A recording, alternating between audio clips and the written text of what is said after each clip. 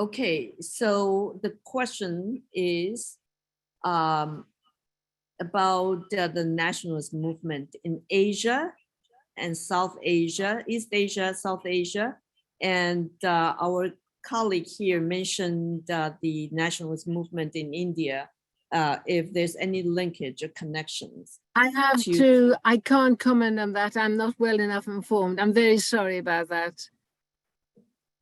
Okay, thank you. And I recognize 5 hands here. I'm going to start with Tony. Tony, please unmute yourself.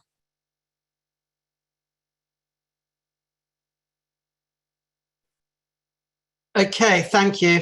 Can everyone hear me? Yeah. Yep. Okay, thanks. Thank you very much, Merilyn, for an extremely comprehensive and interesting talk. I've got a number of points to make. I mean, the first one is you're quite correct. History doesn't repeat itself, except, as Mark said, as a farce. I think we should be extremely wary of drawing any direct parallels with 1933 and the rise of the Nazis. For a start, I think the ruling class and the bourgeoisie drew a very, if you like, caustic conclusion from their experience of the Nazis. Remember that Thyssen, for example, who helped fund the Nazi party as one of the steel barons, ended up in a concentration camp.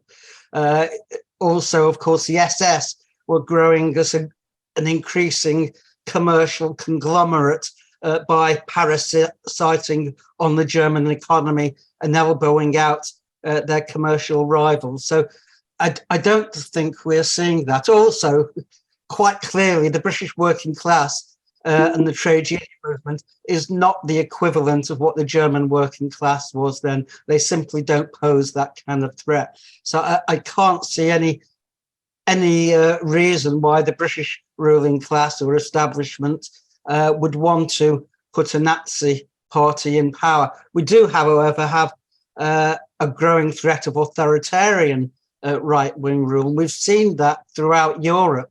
Incidentally, I think Marine Le Pen got 41 or 42% in the presidential elections, not 32. Yes. That's off the top of my head. I don't have the figures to hand, but my recollection, it was quite worryingly high in a sense. But you're right. Can everyone limit your comment/question to a minute? Thank you. Well, give me 2 minutes if you can, because it really would be difficult. Firstly, I think the anti-Semitism of the Nazis, it was their anti-capitalism. But I think people should remember that between 30 and 33, when Hitler was going for power, he actually played down anti-Semitism to almost zero in his propaganda. It wasn't particularly popular in Germany. And I think we have to remember that. And I think the other good thing about what you've said is that, I mean, Zionist and imperialist historiography basically says the Germans were all anti-Semites. And that was summed up in that execrable book by Daniel Goldhagen, Germans, Hitler's Willing Executioners. So I think it's really important that you emphasize the anti-fascist and the anti-Nazi Germans, especially the Edelweiss pirates. And the one thing about the pirates was, until I think around 1960, they weren't even considered part of the resistance. There was great reluctance on the German ruling class's part to accept they were legitimate, precisely because of where they came from. And they are a heroic and inspiring example. So I'll leave it at that. But thank you very much. May I suggest that we go to Glenn, and Glenn could please, everyone, I understand that everyone has a lot of thoughts, but just to give space and room for others that also would like to say something, so keep it under 1 minute if you can. Thank you.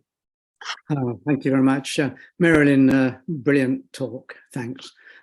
Yes, we were together in the Anti-Nazi League and fighting the fascists in Britain and had that tremendous effect.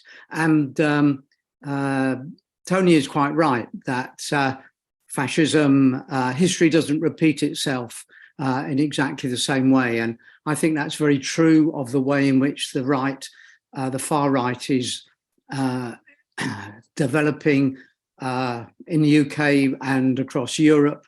I think maybe it's a little bit different in America, and I don't profess to be an expert there. But I wonder what you think about Envo Traverso's point that what is happening now is the development of far-right political ideologies and political control as coming from the top down rather than from the bottom up. And so we have that experience here in the UK, and as you said, the rise of the far right across Europe. And actually, of course, as a Jew, I have to say, we have to point to what is going on in Israel with Giva, and now the neo-fascists incorporated into the government in Israel. What credence do you give to this new development of fascism, of neo-fascism, along the lines that Envo Traverso expounds? And then I would just like to point up as a last point, no, my penultimate point, is that in the UK, we are faced with this incredible situation of now 12 million people who can't afford to eat properly, and the energy price is going through the roof, and we haven't got to the winter properly yet. We are going to have many, many millions in real destitution. I can't believe that that's not going to produce unrest on the streets and a real opportunity for the extreme right, unless the left and the trade union movement take an initiative to bring that situation into the ambit of the left and the trade union movement. What we need is a national union for the right to food and the right to heat. And I'm arguing that within the movement now, but it's a long way off from coming. And my last point is, I'm just going to put up into the chat 2 articles that I wrote that got published in Counterfire about the very extensive and deep penetration of the neo-fascists in Ukraine and how that connects with American expansion, NATO's expansion into the Warsaw Pact countries. Many thanks. Can I comment? I can't see the chair. Yeah, can I comment, Tricia? Please, of course, please go right ahead. Okay, very briefly in relation to your first point. I mean, if you look at the role of the Labour Party, I mean, the Labour Party, as far as the leadership, is legitimizing racist ideas, so that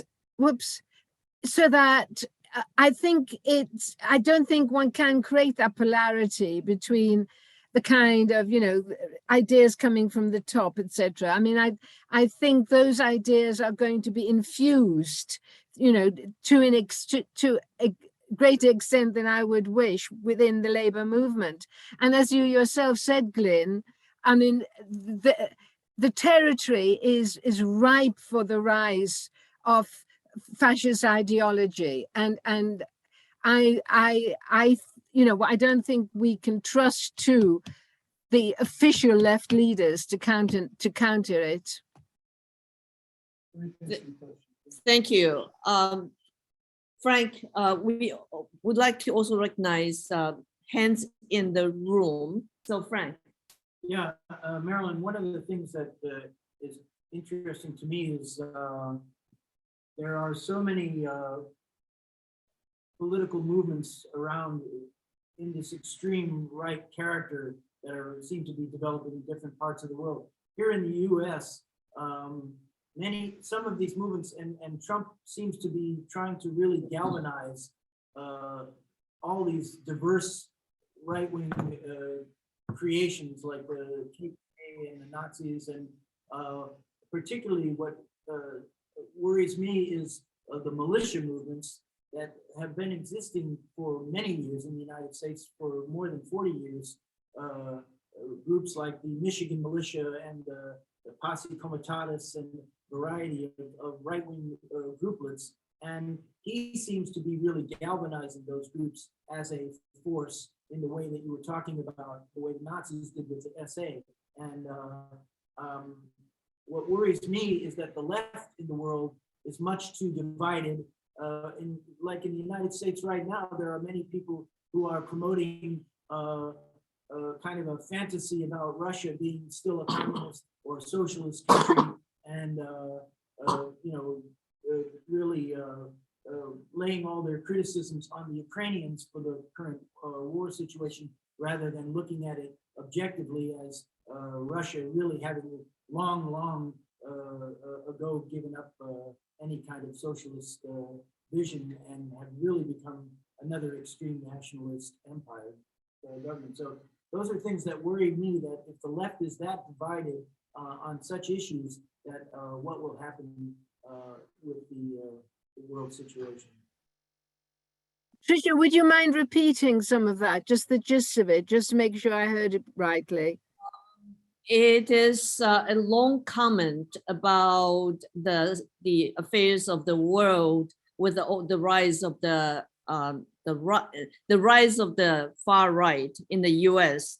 But I think Frank's core of Frank's question is, the worry about the left being too divided in order to be united to fight against all the forces on the right. Your comments on that? I mean, I just don't know enough about the American situation, but I mean, certainly in Britain, it's very easy for the mainstream politicians to blame Ukraine. And, I mean, if that's kind of what you were suggesting, rather than to look at the crisis as a crisis of the capitalist world, I mean, of which Ukraine is only one element. But I mean, in Britain, the left is divided, but terribly weak. So it just doesn't offer any kind of resistance, either ideologically or organizationally. I don't know if that's any kind of reply. Thank you, Merilyn. I recognize there are also quite a few questions in the chat, and I have asked two of our graduate assistants who are also in the Zoom space to help moderate. So I'm just going to ask if Mike or Jen, at some point you can raise those questions, but I recognize hands much more easily here. John Edfield is the next. Sorry, I have to remember to unmute. Hello, Merilyn. Thank you very much for your paper. I'm based in Germany, and I wanted to mention, and I suppose I can frame this as a question, whether you are in contact with or aware of organizations which try to keep alive the memory of and continue the historiography of what you might call left-wing anti-Nazi resistance. I'm thinking particularly of the VVN, the Vereinigung der Verfolgung des Nazi Regimes, which actually goes back to 1945, where it goes back to straight after the end of the war, when left-wing anti-Nazis and indeed liberal and centrist anti-Nazis saw a need to continue organizing, to continue the work of resisting Nazism. And it suffered a lot, of course, during the Cold War period, but the VVN is still very much alive and publishes. A lot of the publications from the left about anti-Nazi resistance are a little bit underground, because in the sense that they're published by fringe publishers and so on, but there is a lot of literature. Alan Merson's book about communist anti-Nazi resistance has just been published or republished in Germany. What there also is, just to mention it briefly, there are groups in Germany called Kinder des Widerstands, or names of that kind, which are organizations of people whose parents were in the anti-Nazi resistance. And so, of course, that is trying to keep alive and continue research and publicity about the anti-Nazi resistance from the left wing and the left wing point of view. I've spoken at VAVA-N, so I certainly do know about them. I mean, I think it's wonderful they exist, but one has to also look at their politics in terms of who they publicize. But I mean, and Merson is wonderful. I mean, he was the very first person who wrote about the resistance. I didn't know his book had been republished in German, but I'm delighted to hear it. Yeah, thank you. Thank you. Trisha, I'd like to interrupt for just one moment. I'm sorry. There was a comment in, oh, I apologize. This is Jennifer, one of the graduate assistants in Trisha's office. Sorry about that. There is a comment in the chat from Elaine. Am I saying that properly? I hope. With regard to people with disabilities, it says people with disabilities are often considered expendable from all sides. Nazis practice their killing machines on us. As Western empires crumble, we are the targets again. So-called progressives in US, Canada, and Europe promote medical assisted suicide and euthanasia. And they're asking if we can please make sure that we continue to include folks with disabilities in the discussions. Absolutely right. The first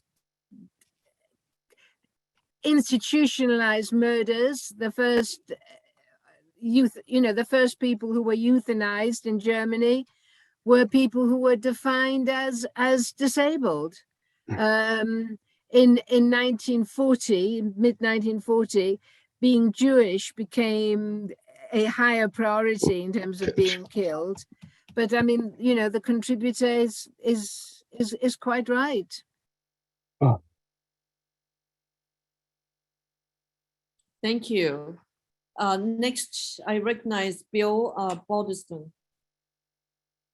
Thank you. I first want to express my gratitude for such an enlightening talk.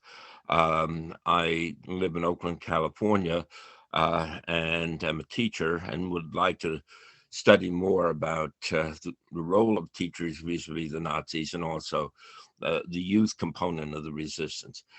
I have two questions, one historical and one contemporary. The historical is in regard to the period you described early on, the street fighting, the inability of the two major workers' parties to form a united front, and how that evolved or devolved. My own opinion is that the revolutionary moment in Germany was 1923, not the late 20s. That's another big discussion.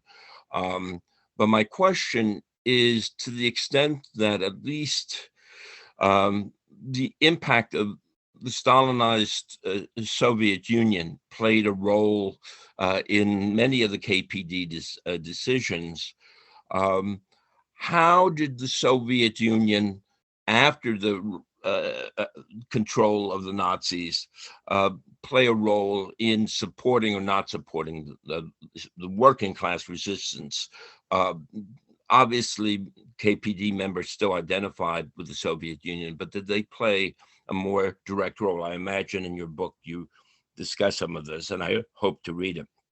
My contemporary question relating to the US, which I know much better, obviously, is the question of whether the Republican Party in toto, or at least the vast percentage of it, can emerge as the kind of authoritarian party with overt right-wing,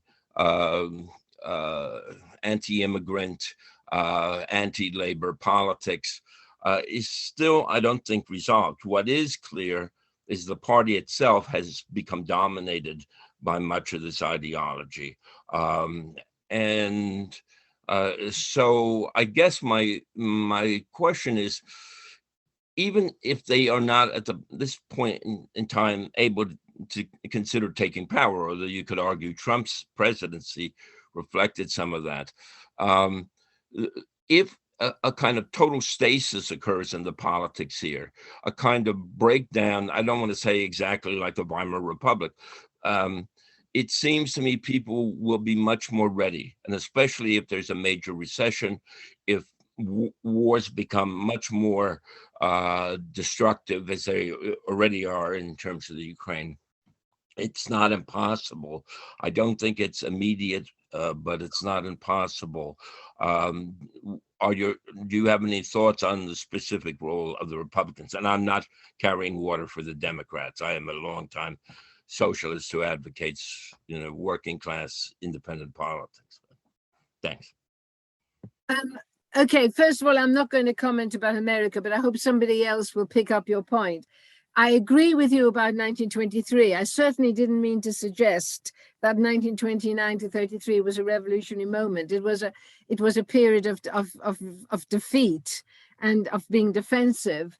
In terms of your point about the question about the KPD, I mean, I think one of the problems was that people who were in Germany, who were still living in Germany, were basically isolated from the KPD leadership. I mean, the KPD leadership, either they were in concentration camps, they were dead, or they'd fled. Many of them, not all of them, many of them to the Soviet Union, so that there was a whole problem about synchronizing between the leadership and the membership, which actually, in my way, I think may not have been a bad thing, because I think many of the members of the Communist Party, rather than the leaders, would have had more of a sense of the importance of working in a collective way. And also what happens to the KPD leadership in Russia, I mean, is that they become to a significant extent subsumed within, and the names unfortunately gone out of my head, but the sort of the Central Committee, and the interests of the Central Committee were very much the kind of the defense of the Soviet Union. So that, I mean, if you look at some of the decisions that were being taken towards the end of the war, they look like decisions which are more to do with the Soviet Union maintaining its sphere of influence than to do with actively supporting the resistance. Okay. Thank you. There's 6 hands and another hand in the room, 6 hands in the Zoom. I'm going to recognize the next few in order, actually. Richard Kirkwood, you're next. I'm going to... Okay, I'm unmuted now. This is really a comment about the historical side of things, because Merilyn quite rightly has focused on what we might call active resistance. But I think the other thing that is clear from anybody who's spoken to people who lived through that period in Germany is that there's quite a lot of, if you like, passive resistance, and quite a lot of people, particularly on the left of the Social Democrats, who tried to keep going in the underground. I know about this myself from the point of view of the socialist youth, because I belong to a left progressive children's organisation in England, which had links with the children's section of the SPD back in the day.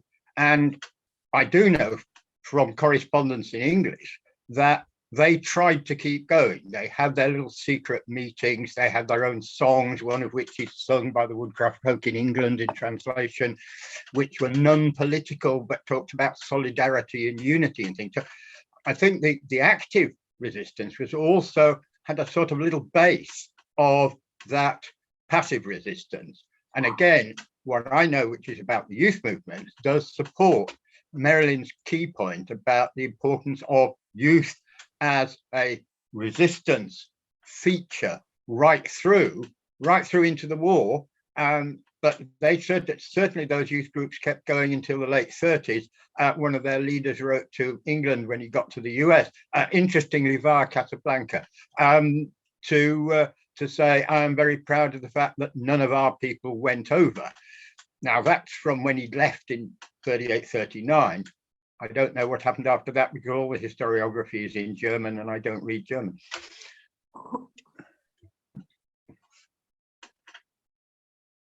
Okay, thank you for your comment. Merilyn, would you like to address? Agreed. Agreed. Okay. Billy Fisher, sorry.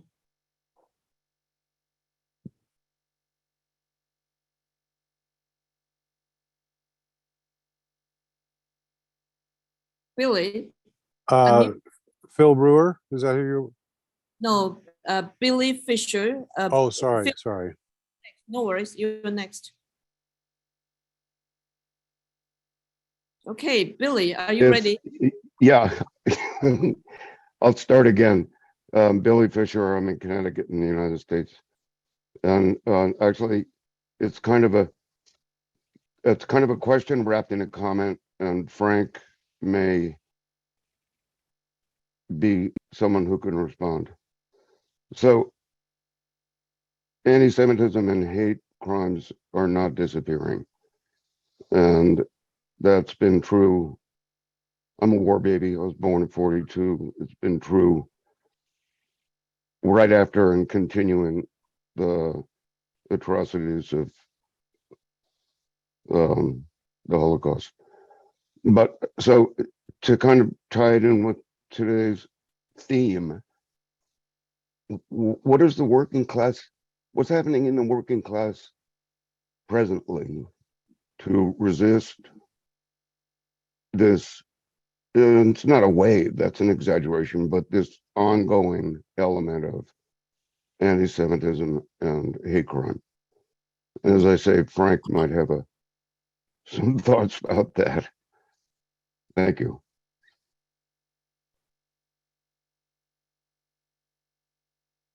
Merilyn? I'd call on Glyn Secker to answer that if he's willing to.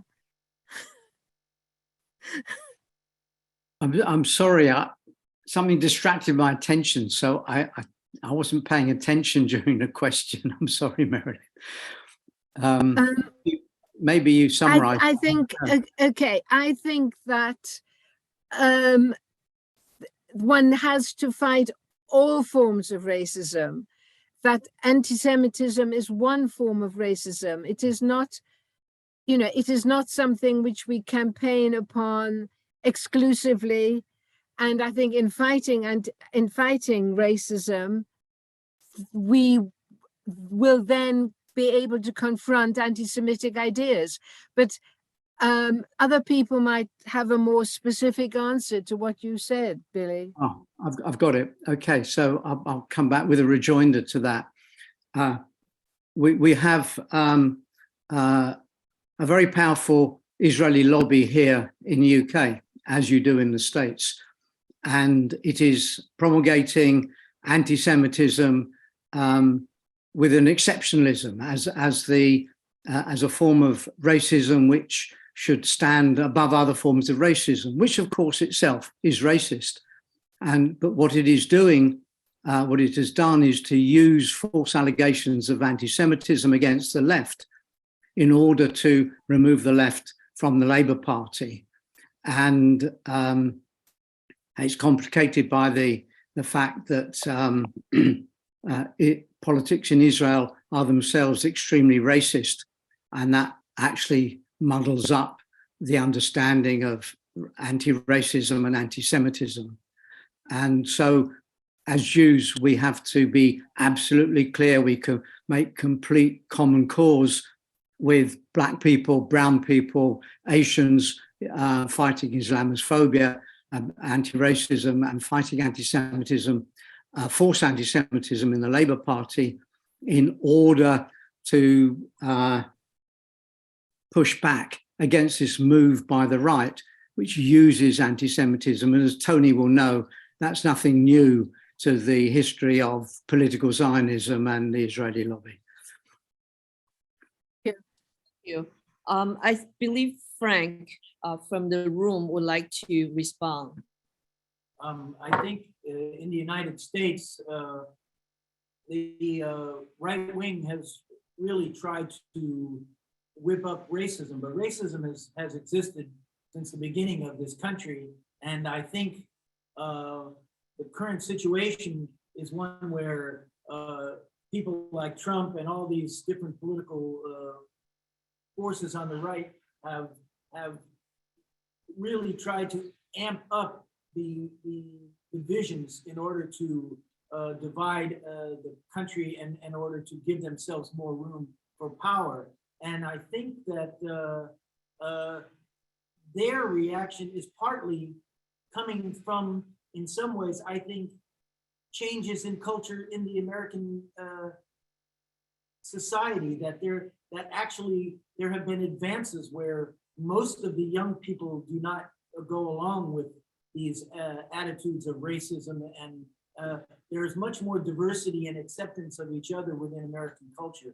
And I think those are some of the fears on the right, and I think this reaction in some ways is like trying to curtail that and to try to put people back in the box, putting gay people, putting women, putting all various cultural minorities and groups that are in the country, trying to suppress those gains that have actually happened. So I don't think it's all negative in the sense that there is pushback on that, and there are youth cultures and the Black Lives Matter and many other movements that have helped to counteract that. So in some ways, I think it's coming out of that. The problem, I think, fear for the left is that those things are mostly spontaneous and not organized resistance. They are not organized in the sense of having an ideological understanding of how the groups and the people in this country need to respond to those things. Thank you, Frank. I am going to recognize Phil Brewer next, and then I will turn to Paula Panzarella, who got her hand up, and also Stan Heller. Two more hands in the room. Phil, you're next. Thank you. One thing that I would, two things related to each other. First of all, the beginning of fascism in Germany was, of course, the economic disaster during the Weimar Republic. What has not been adequately emphasized in history is that by the time Germany attacked Poland in 1939, the German economy had risen to become the #2 economy in the world. And that leads to my second point, which is it's the economy, stupid. All issues of every kind that push people towards one political party or another, or one system or another, are heavily influenced by the economy, and people will hold their nose and vote for unsavory characters if they are convinced that they will be better off economically under those, which leads to the third point, and that is the inherent strength of authoritarianism, which can manipulate economy and manipulate social perceptions, the media, etc., and by just brute force create a united front, whereas democratic movements are by their very nature democratic and easily splintered and difficult to unite. In your excellent presentation, you brought this out several times because I recall, I'm actually driving. I'm not driving right now, but I'm on a trip to St. Louis. a point that I think you brought up at least 3 times was the fact that the resistance parties, or the parties that opposed Nazism,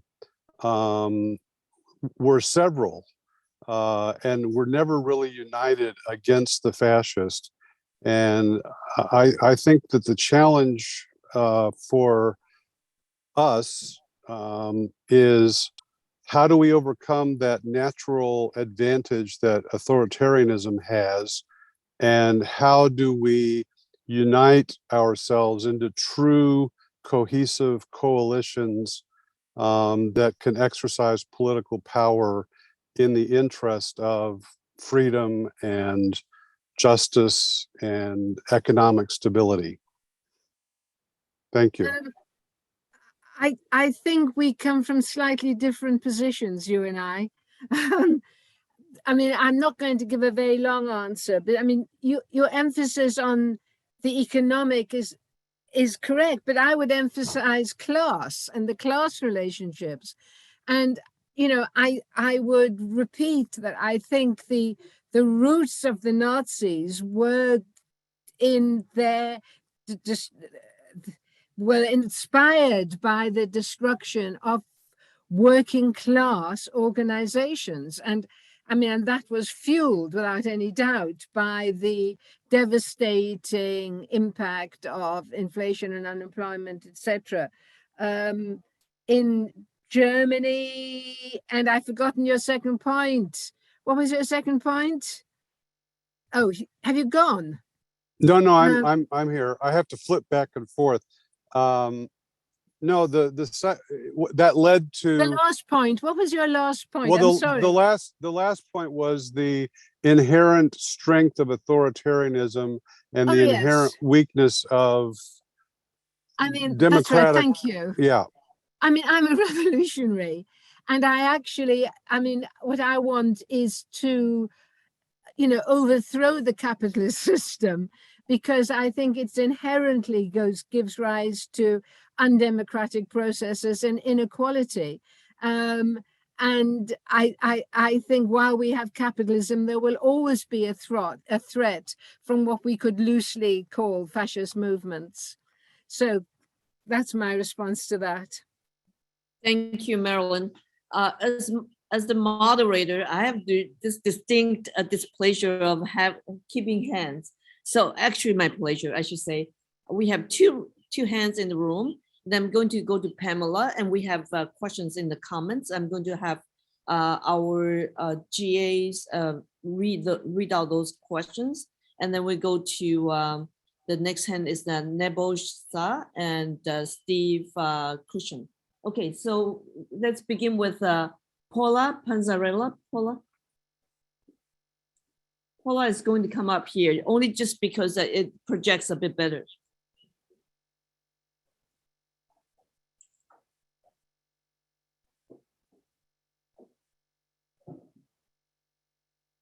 Thank you so much. I have 3 comments, and the first is thank you so much for your book. I've read it, and for me as an American Jew, it was a very big eye-opener, because I was raised with the idea of Nazism being against the Jews, anti-Semitic, and your book goes into so much more of what fascism really is about: economic control, the authoritarianism.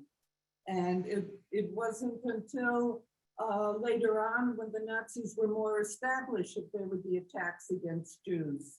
There were the attacks against the union organizers, the socialists and the communists. And I also didn't grow up with learning about labor camps. It was always concentration camps and people being drafted basically into factories to be there. Prisoners of war that had their jobs, were forced to be working. That wasn't so much what we've learned. And as an American Jew, it could be that's why it was enforced that this was an attack on Jews, not an attack on everybody who's against Nazism and fascism and free-thinking people. So I loved your book. I have to say that. I never heard about the Edelweiss pirates. That was a very exciting thing for me to read. I had heard in the past about the dynamics between the KPD and the SPD. And it seems that small splinter groups had a better understanding of the dangers of Nazism than the established left parties. And that a number of the resistance groups, they limited themselves to 3 or 4 people in order to do effective sabotage, whatever, without damaging a larger group. So my question is, do you think we're in times right now where more effective resistance should be decentralized and going beyond what party leadership would be of whatever party it is, but there be more actions of affinity groups, smaller people who would agree, or a smaller number of people who agree on particular actions and doing resistance in whatever ways they can. And the third point I want to make is in the book from your colleague Steve Cushion on German volunteers in the French resistance. And I know he's on there, but I have to quote it because it spoke to me so much. It was by Nelly Sturm, an Austrian German worker activist in Belgium. It is surprising that a small group of young immigrants wanted and knew how to fight a giant war machine. Were our interventions effective? The answer is not easy to give, even today with hindsight. Even with extreme vigilance, we could be arrested at any moment, particularly in our daily contact with soldiers. As modest as it was, our action still must have opened the eyes of a few individuals. If it helped to shorten this terrible war by a single day or even a few hours, our action was not in vain. And that is, as a community activist and an anti-war activist in New Haven, that was an extremely powerful statement that the acts of resistance are not in vain, even to shorten the war a few hours. That's an amazing concept. So thank you again so much for this book, and my thanks to your colleague, Steve Cushion. Okay, I'm going to pick up a couple of your points, but Tricia, perhaps you could then call on Steve, as he's got his hand up, to also respond. I mean, I think your point about decentralization opens a very large bag of worms, which we could spend the next year discussing. I mean, I'm all in favor of local initiatives, but I also do think that central organizations can be very important. Preferably not too hierarchical, because they carry experience and history. So, but I mean, you know, there's much to discuss there. But I so agreed with what you said at the end, because I think one of the things that the resistance felt justified them giving their lives was that they were saving other people's lives. In Germany, that they were drawing the military force away from others towards themselves. And I think another reason why there's tens of thousands who were murdered, we applaud them, is because they provide an example to us of resistance to extreme authoritarianism, and they tell us that actually not all Germans were colluding with the Nazis. So I think there are many, many good reasons for applauding the resistance, even though they were not as effective as we might have hoped. And Steve, would you want to comment Uh, on? Well, the point I really would like to make that comes out of this is that so much of the discussion about politics is in terms of parties rather than in terms of mass movements. And I think that we have to remember that in France in 1934, there was an attempted fascist coup that was defeated by a general strike. That general strike not only defeated the fascist coup, it forced the, at that point, split communist and socialist trade unions to reunite. That's a real lesson to me, because today, Britain, we're facing the biggest strike wave in 30 years. Last week, 70,000 university lecturers from my own trade union came out on strike. Postal workers, rail workers, loads of other workers are engaged in strike action at the present moment. And I firmly believe, I've always believed it as a matter of belief, if you will, that racism lessens on the picket line. But I remember the biggest strike I was ever involved in the buses in East London. I witnessed it. You saw people that you knew, white workers that you knew were racists, sat down talking to and discussing with Asian workers that they previously would never have sat with, and realizing that they had more in common with each other than they did with the employer, who might have the same color skin as them. And I think that that's something that it's that mass movement, it's that potential strike wave and so on that is really the way to defeat authoritarianism, whatever form it takes. Thank you. Thank you, Steve. On that note, maybe I should just point out Steve is the co-author of Anti-Nazi Germans. And in this room, we have about 10 copies brought in by Frank Pambazera for anyone that may be interested in purchasing a copy. So can I just say that the PDF version of it, of the second edition, is now available to download. I'm going to put the link into the chat if anyone actually wants to download it. Really? For free. It's for free. My goodness, this is true solidarity work, resistance in action. And we have one more hand from the room. That's our co-organizer, Stan Heller. Thank you. Inspirational talk, Marilyn. Want to talk about an incident in New Haven, where I think people did learn the lessons of fighting fascists. About 5 years ago, the Proud Boys, neo-Nazi or fascist group, came to New Haven. There were leaflets, signs, and so on. 100 people came to greet them.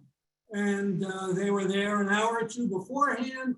And eventually, a number of the people got quite aggressive against them, and they were driven out of town. The police had to escort them out. I'm going to finish by reading from the leaflet that we have here today, Learning the Lessons of Anti-Fascism. 3 points, stated simply. 1, be part of a united front. And that means defend together against violence, but advance your own program. Support lots of causes, meet new people. Number 2, show an alternative. Don't defend the present system. It's true that things suck and we're on a road to disaster. Another world is possible. Socialize now, seize the moment. And 3, use every media and every technique that you can think of: graffitis, flyers, tweets, posters, TikTok, YouTube, email, clothing styles, memes, jokes, websites, conversations, speeches, Zoom, poems, networking, hand gestures. That's my comment. Brilliant. Maybe we can, I'm just wondering if I can just take a screenshot and airdrop. I mean, just put in the chat. Okay. Thank you for your patience, Pamela. You're next, and then after that, I'm going to ask Mike or Jen to read out the questions that also have been patiently waiting in the chat room. Thank you very much. I'm a Jewish member of the Jewish Voice for Labour, which was formed in Britain to counter the lies of the right wing that if you supported Palestine, if you criticized Israel, you were an anti-Semite. This was, as most people know, a very powerful campaign against, as Glyn has said, against the left. Glyn is the secretary of the Jewish Voice for Labour, and we work together on this. My first point is, I think, to answer maybe Bill about the role of the Communist Party at this time in the rise of Hitler. I think I haven't read Merilyn's book, but it sounds extremely timely, because the lessons of the 30s, although they may seem far away, as other comrades have said, we are seeing the rise of right-wing populist movements in many countries. My first point is that during the 30s, this terrible split between the SPD and the KPD in Germany, which Trotsky wrote a great deal about, took place at the same time that the purges in the Soviet Union against Trotsky, in the name of fighting Trotskyism, were taking place. Not only were the political people who opposed Stalin being purged and murdered, but many generals in the Soviet army were being murdered because Stalin's position had turned the communist movement into its opposite. In other words, instead of fighting for communism, for working class rule and overthrowing capitalism, it was collaboration. And this is the massive era I think we should be studying and trying to learn the lessons of. So Trotsky's fight, starting in the mid-20s, when the class collaboration was being preached by Stalin, and the Chinese Revolution was drowned in blood. All these lessons from history are ones that we need to study. So although Glyn is correct in saying that, and other comrades, that the crisis in the cost of living is turning people to protest, and we have this big strike wave in Britain at the moment, it's led by people who are not communists and not revolutionaries and don't want politics on the picket line, like Mick Lynch, who is a wonderful trade union leader, but is denigrating the any question of challenging capitalism and organizing for workers' power. And I think this is the central question that people should be thinking about, how we rebuild a genuine communist movement to overthrow the capitalist system, which needs a massive amount of education. And as I said, I haven't read Merilyn's book, but I think it's very important to introduce comrades. And it's no accident that the role of the resistance, as she said, has been sidelined by the establishment. They don't want people to think that workers can take over and run their own society and use our resources for the benefit of people instead of for the profits of the capitalist system. So yeah, let's go forward on that and think how to build a genuine socialist movement. Thank you. Thank you for your comment, Pamela. Merilyn, would you like Agreed. to? Agreed. Thank you. So I'm going to invite either Mike or Jen to read out some of the questions in the chat. And then there are two more hands that I recognize in the Zoom space. As it is right now, we have two questions that have come up throughout the past time. It's one of them, which I think we've kind of touched on some of this. Would it be possible to share the text that was the bulk of Merilyn's talk? And then the second, are there any significant public moments or, excuse me, monuments or memorials in Germany that commemorate the left-wing or trade unionist resistance to the Nazis?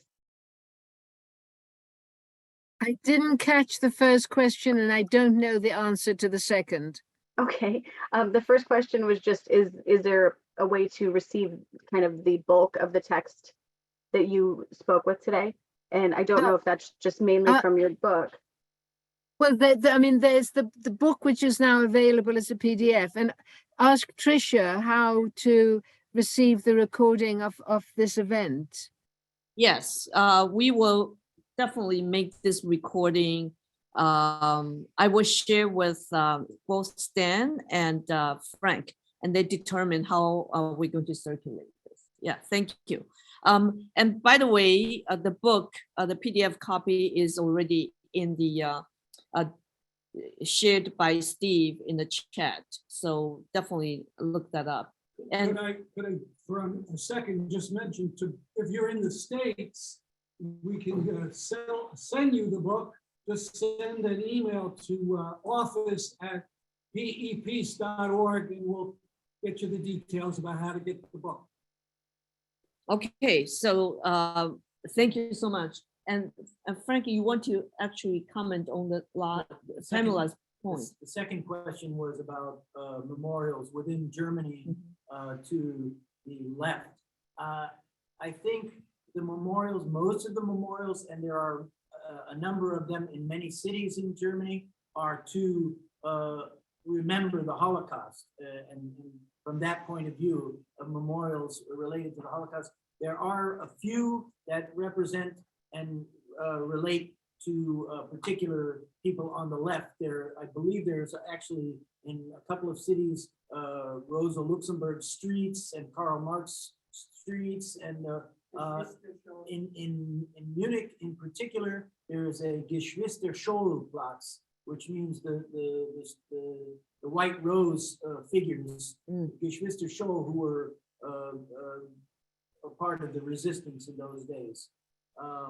But as far as the left or the KPD there, I think there's much less. You would have to look pretty hard. I'm not sure how much of that is there, or, you know, I mean, Karl Marx's house in Trier is there, but as far as to the political left of that time, I think that the West and even Germany in the Cold War period after the war wanted to really ignore the role of the left, and that is why I think your book is so significant, because it talks about the reality that much of the resistance came from people, and even the Jewish resistance. The governments do not want to admit that there were secular Jews who saw themselves primarily as communists or socialists, and not necessarily through the lens of being Jewish, but their resistance was from their own political perspective. And there were many, many Jewish fighters who you really have memorialized in this book, which I thank you for that also. So that's my answer to that question. Absolutely. I mean, I know in West Germany, there were a few small attempts to put up plaques, and actually they were incredibly unpopular. I mean, plaques to the left-wing resistance. I mean, there was tremendous tension over attempts to do it, but I've never looked at it systematically, so I can't really answer. Thank you. So our next hand is from Nebojsa. Yes, from Belgrade, former socialist Yugoslavia, one successful anti-Nazi project. for a time being, at least. Okay, just to share impressions from a number of museums in contemporary Germany, I think that suppression of resistance to Nazi rule, but also to bourgeois rule in general, and to capitalism of interwar Germany is suppressed for a quite, to say, lucrative reason.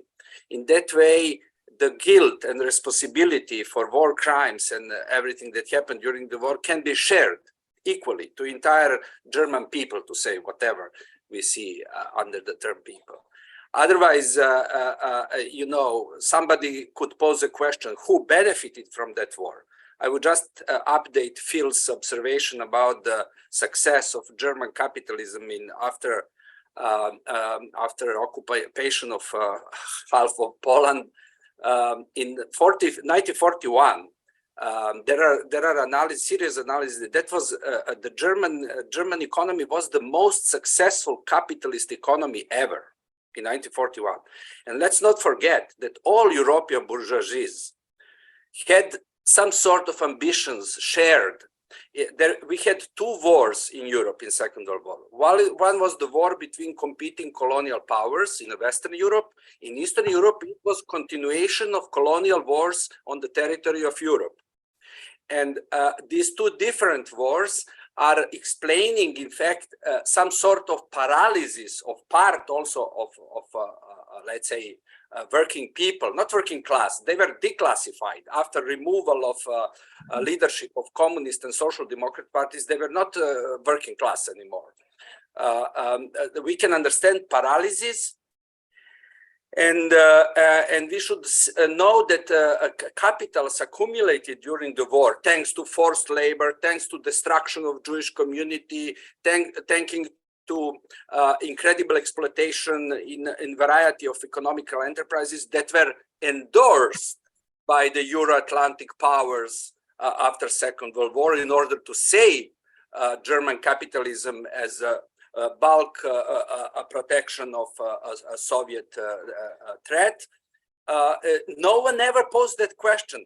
Only in 2000s from United States came some sort of a warning for German companies to finally open their documents and to offer some compensation for so many uncompensated victims of forced labor, concentration camps, etc., etc. Just to understand how deeply capitalist system is I don't have another word, maybe my English is too poor, grateful to a good portion of Nazi project, you know, not in a final result, but like in a sort of like showing capacity to develop so efficient economy, to suppress working movement, to get rid of the most competitive and most liberal fractions of middle class, etc., etc. Yes, class, but middle class especially. In Military Museum in London, they hide the fact. They say fascism was attractive for all classes, but they hide the fact that it was disproportionately attractive for middle class. And I know then there is a problem in Anglo-Saxonian context. Middle class has positive, let's say, some sort of symbolical charge. But fascism is a middle class movement. And Nazism, it would be good to have a good Nazi Germans. Who were Nazi Germans? Aristocracy, upper middle class, lumpen proletariat, very interesting coalition that we know even from Marx's 18 Brumaire of Luba. Anyway, thank you. I think that the point is to shut down the narratives of who is guilty for the war, and this is bourgeoisie. And this bourgeoisie survived Second World War, and this bourgeoisie is totally integrated into the Euro-Atlantic integrations, whatever they are, and it is very important to hide the traces of their power that is so visible and so efficient even today. So this is, I think, the goal of suppressing that memory, and also you can distribute equally.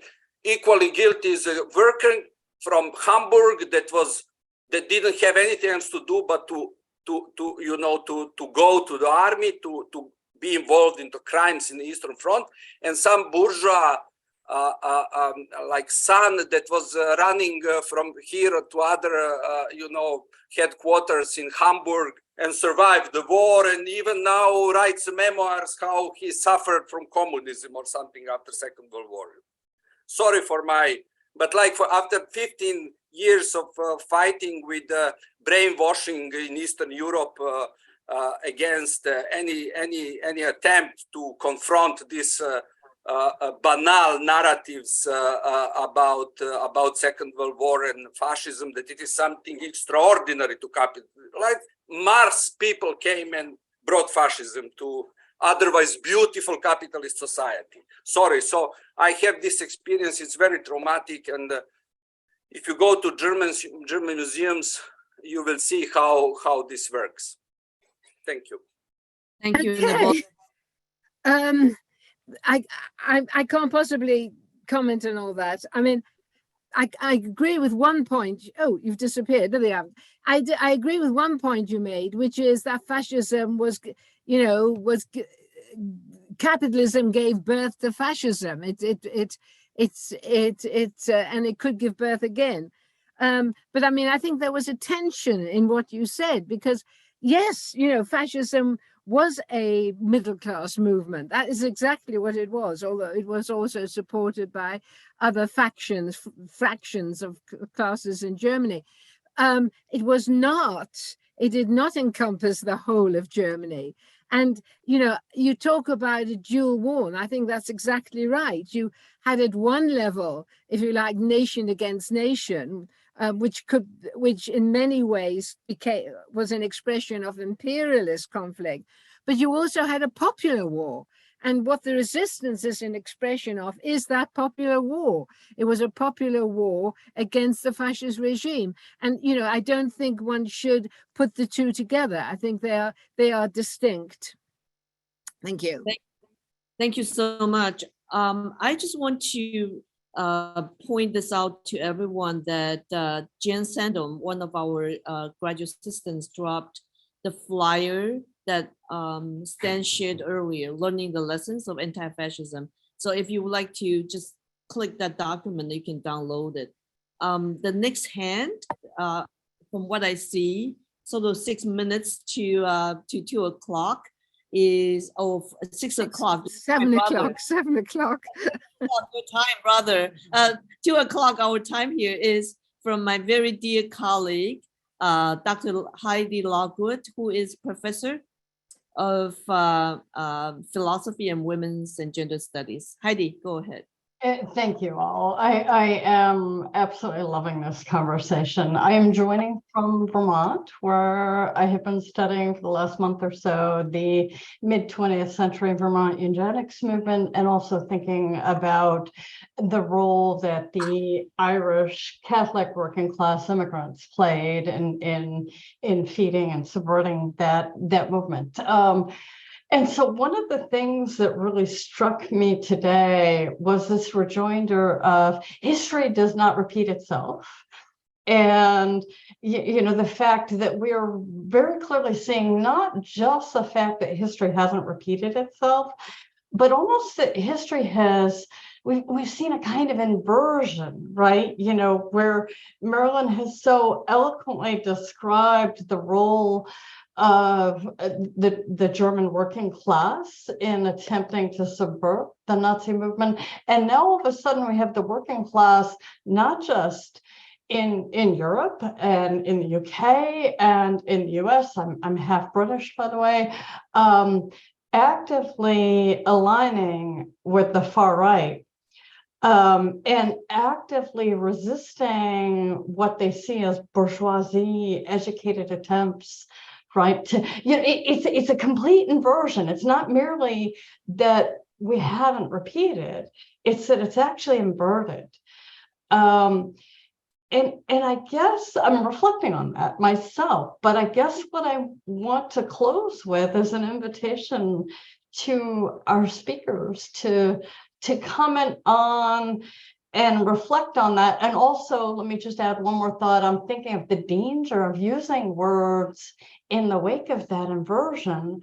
Words like socialism and fascism actually become pliable, become flexible, right? They become a tool that can be used by whoever is wielding that term in very different ways. So I'm also reflecting on the dangers of using isms. That's my own thought, but let me cede to the speakers because I'm really interested in your thoughts. I'm going to leave that as a comment. I mean, I don't know if Steve, if he wants to comment on it. I didn't completely follow why you thought it was an inversion, because I mean, if you look at Britain, I mean, how do you explain the way in which a layer of the working class in the north voted Tory, and they've in the last election, and they voted it because of their partly because of their disillusionment with the political process, and because they had been wooed by the promise of Brexit. But I don't see that as an inversion. I mean, I see that actually as still fitting into a similar pattern. But I mean, Steve, what do you think? If I may say, it seems to me that there's a difficulty with the way the word working class is used these days. We hear a lot in Britain about the white working class, when in fact what they mean by the white working class comprises an awful lot of the unemployed, self-employed, petty bourgeois, and so on. And it's seen as a kind of cultural thing, you know, that you talk with a working class accent and that makes you working class. Well, it seems to me that the way we have to look at working class is by your relationship with the means of production, you know, as Marx's thing about those men of no property who, you know. And I think that if we look at it that way, we start to see the importance of the working class as socialists, as those, how can I put it? We start to see that the importance of organized workers, of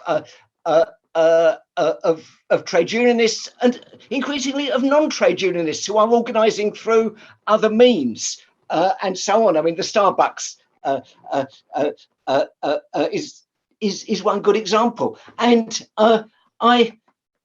much as I admire E.P. Thompson, the fact that he spoke of the British working class, I think he's wrong. I think we need to talk about the working class in Britain, because it doesn't matter to a socialist organizer whether you're a citizen or whether you're not, whether you're white or whether you're black. It's that. And if we then start to look at the working class as that group that basically produces everything and has the power to stop, as seeing as we're the United States audience, as the IWW said, has the power to stop all moving trains. I think that makes it look very, very different. Thank you. Thank you, Steve. Thank you, Merilyn. And well, with these comments, I think we are exactly at time. I'm sure thoughts are continue on. I wonder if Frank and Stan would like to say a few words to wrap us up. Just that we at PEPs have been talking about anti-fascism for some time.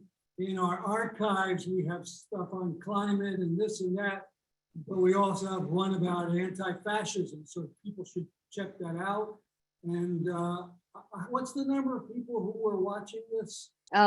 We are at this moment about 40 people. Yeah, but it was more.